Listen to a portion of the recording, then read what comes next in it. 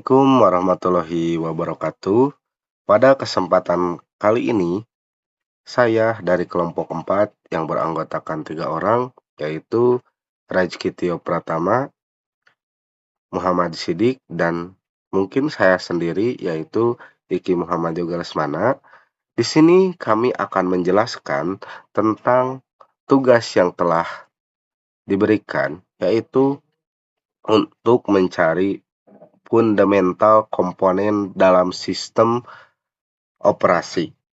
Nah, mungkin kami telah merangkum tugas itu dalam PPT yang mungkin akan kami jelaskan satu persatu dari slide PPT tersebut.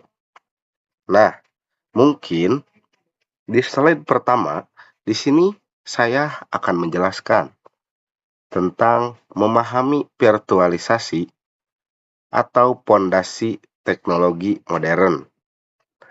Nah, pada slide pertama ini kita akan membahas pengertian dasar virtualisasi.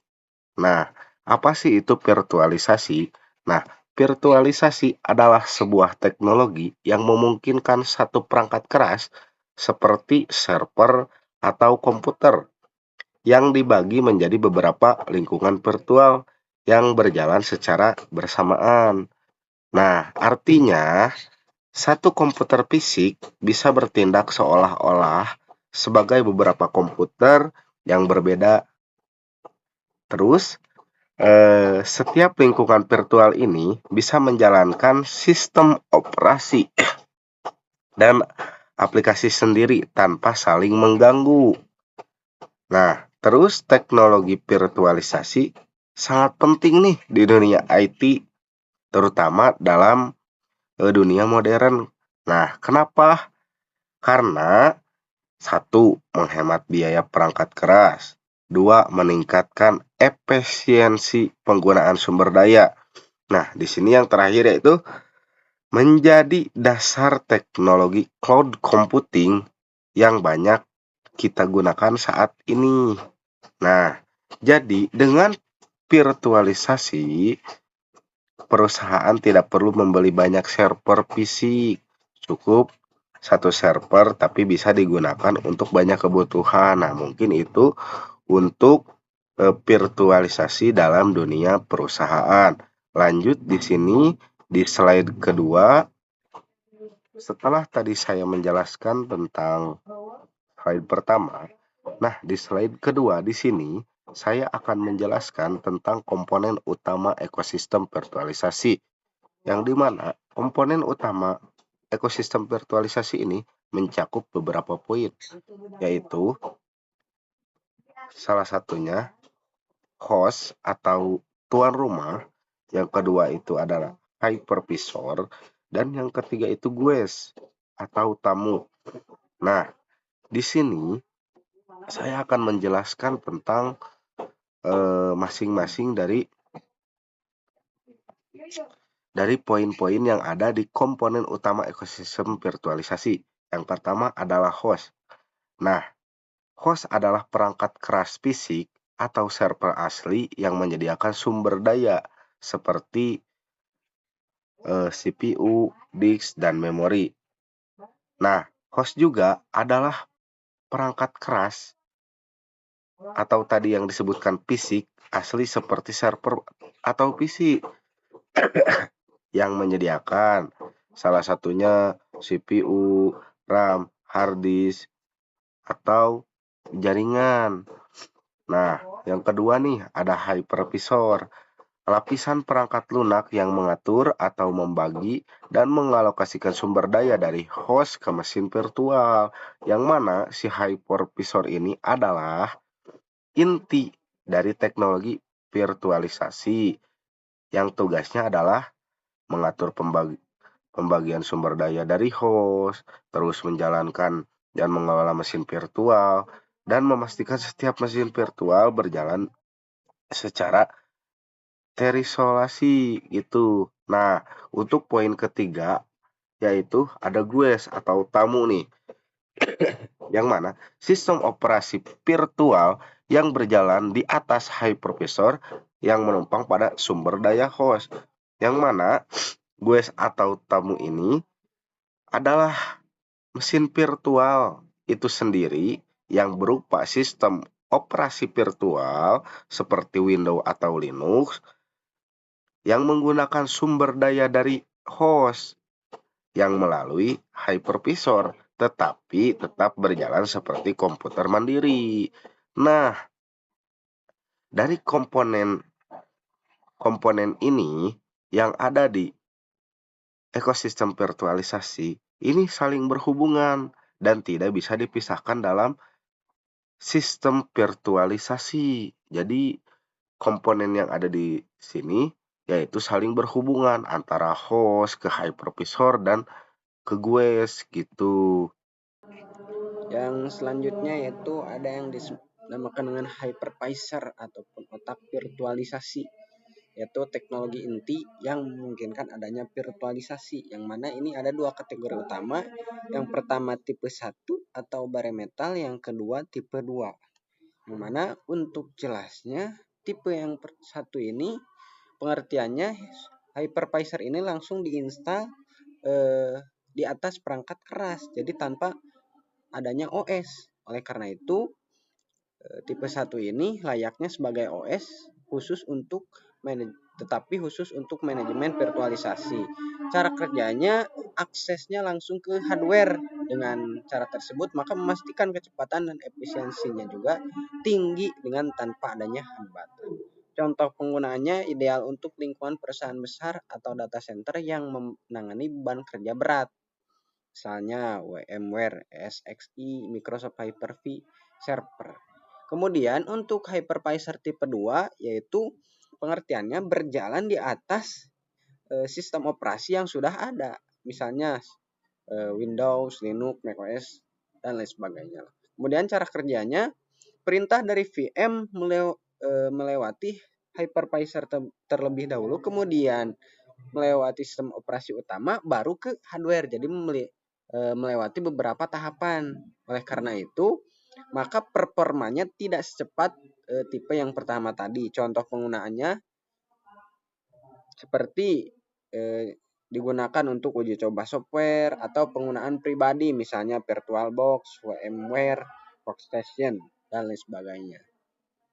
Selanjutnya, pendekatan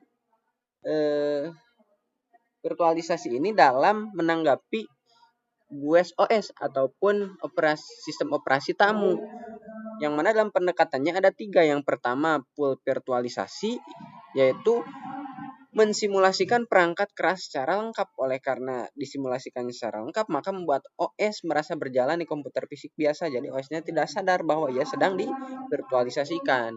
Yang mana ini memiliki kelebihan kompatibilitas universal, jadi dapat menginstal sistem operasi apa saja tanpa perlu adanya modifikasi.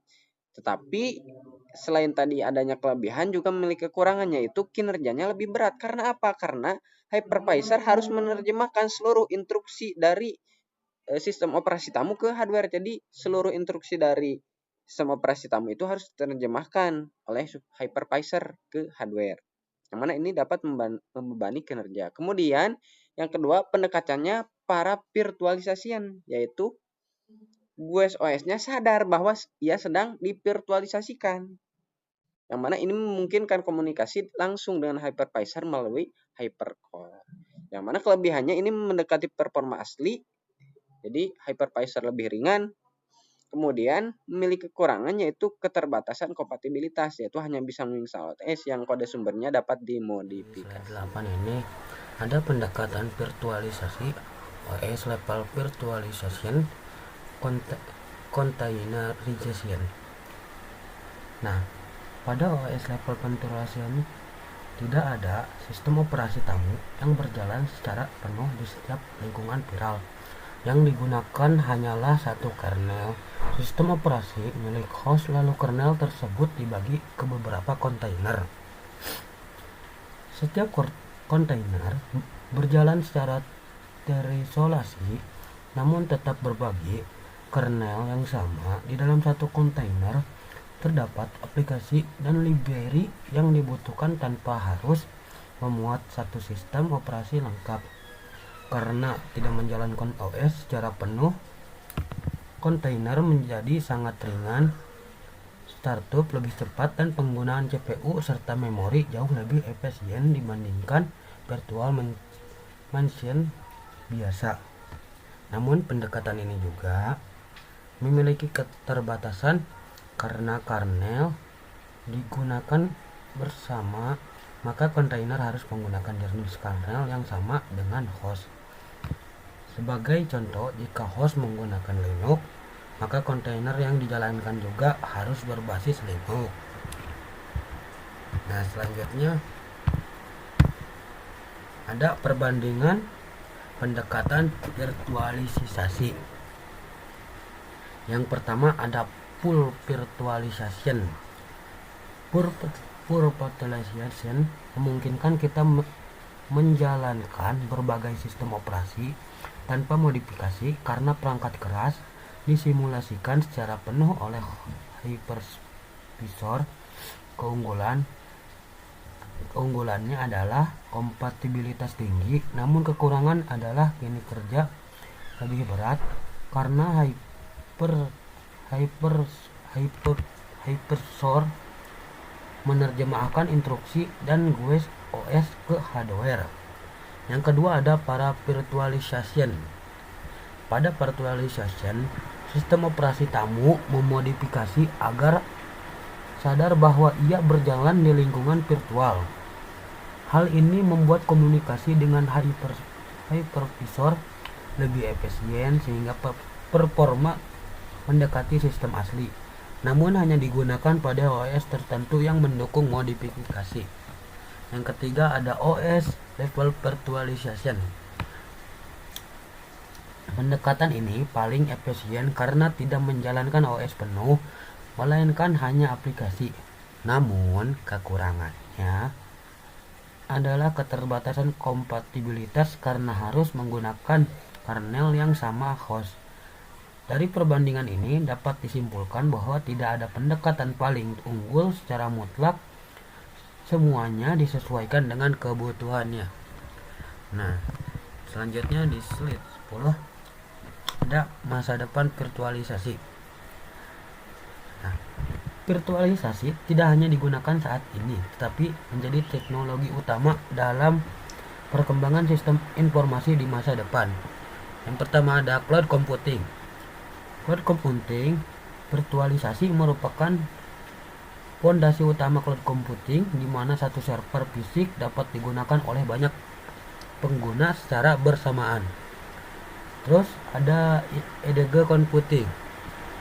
Dengan virtualisasi, proses komputasi dapat dilakukan lebih dekat ke sumber data sehingga mengurangi latensi dan meningkatkan kecepatan respon. Terus ada AI dan machine learning. Virtualisasi memungkinkan pelatihan dan pengujian model AI digunakan secara fleksibel tanpa harus menyediakan perangkat keras khusus. Dan terakhir ada keamanan cyber. Lingkungan virtual memungkinkan isolasi sistem sehingga resiko penyebaran serangan dapat diminimalkan. Dengan demikian, virtualisasi menjadi teknologi dan mendukung efisiensi, skalabilitas, dan keamanan infrastruktur IT modern. Oke, segitu saja mungkin presentasi dari kelompok kami. Assalamualaikum warahmatullahi wabarakatuh.